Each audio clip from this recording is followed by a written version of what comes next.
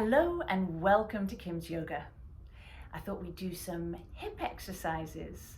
So we're going to come into Malasana, which I know is can be challenging for some people who can't get their heels onto the ground.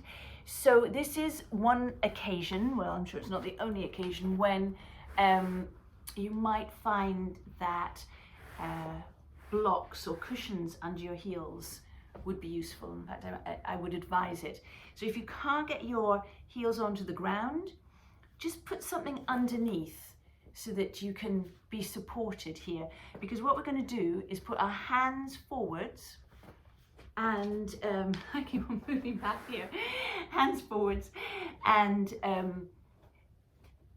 we're going to raise our hips and lower them, so you can see why you need to have some support under your heels. I'll just do that from the side so you can get a good view of the action here. I've got my hands on the floor and I'm going to raise my hips and lower them and raise and lower, and do that 10 times. You'll find it that it really makes you feel like you're working your legs, and the action of getting your hips down, your bum down, is very beneficial for you. So do that 10 times. I've got no idea how many times I've done that. We're going up and down, up and down, up and down. And it moves very neatly into the next exercise, which again is in the same position, Malasana. So you want to get yourself comfortable. You can try taking your feet wider, but as I say, support your heels if you can't get down, because you want to tuck your elbows into your knees and you want to lift your chest. So you can use your hands in prayer position to push your elbows into your knees and your knees into your elbows. So it's very active, and this sort of dynamic between one limb and another, pushing from one to the other, is very beneficial. You can use it in all sorts of different parts of your body.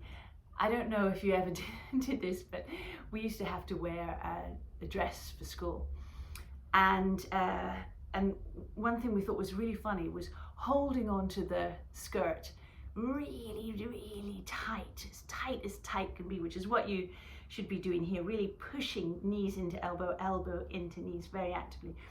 And then you'd let go of the skirt and your arms would float up, and we just thought that it was hilarious. So you're not going to see anything so exciting with my knees flying out, but if you're really pushing in, you will find more opening in your knees.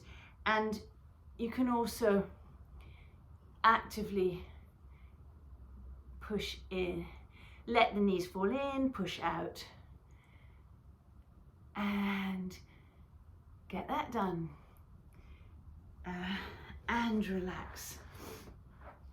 The next one is going to be in a low lunge.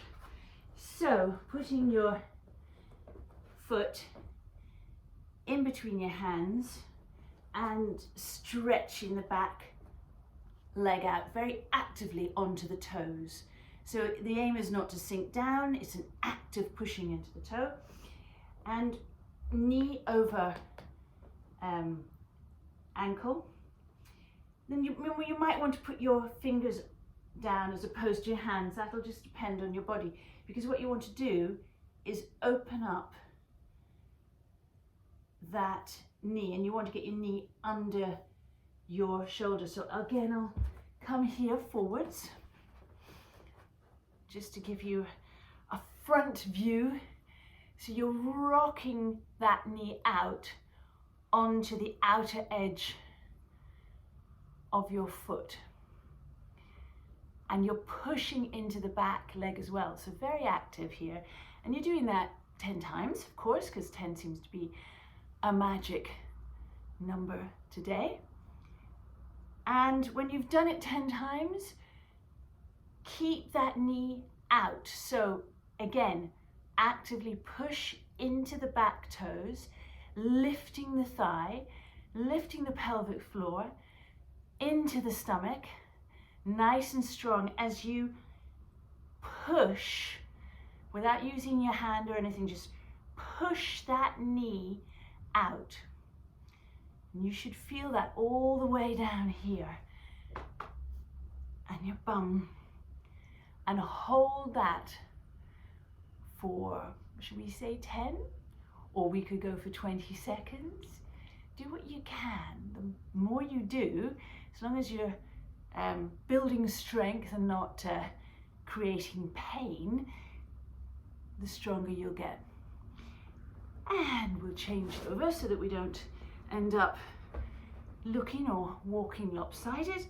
We're going to come into that low lunge, activating that back leg, and then rocking the knee out onto the outer edge of your foot 10 times.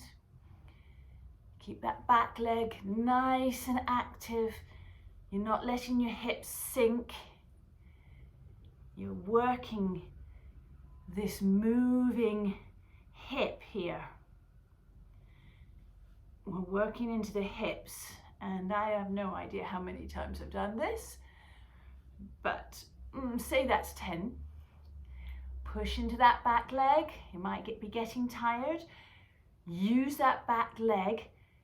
It's like a leverage as you push the bent knee out. You're getting leverage by using that back leg. If you let everything go, nothing happens and you twist that knee. You don't want to do that. You want to keep that out. Using that knee. Taking the back leg takes the weight off that knee and allows it to open.